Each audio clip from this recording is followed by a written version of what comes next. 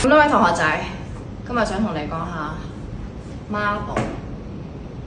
媽寶顧名思義咧，就係所有嘢都係靠媽咪啦，等個媽咪話俾佢聽點樣做啦。佢係一個冇自信、冇決策能力嘅巨嬰。嗱，媽寶咧並唔係一個心理病嚟嘅。好多時候咧，媽寶本人喺人際關係上邊咧，其實佢係會好唔開心咧，處理唔到咧，自己情緒亦都會好受影響。而好多人咧，亦都遇見媽寶嘅時候，會選擇避之則吉啦，甚至係恨之入骨。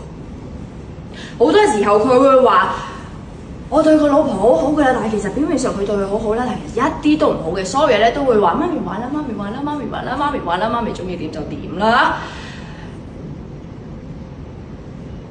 不過又咁講。可能佢會改變嘅，可能媽寶有一日佢都會醒覺，都會有機會改變嘅，希望改到。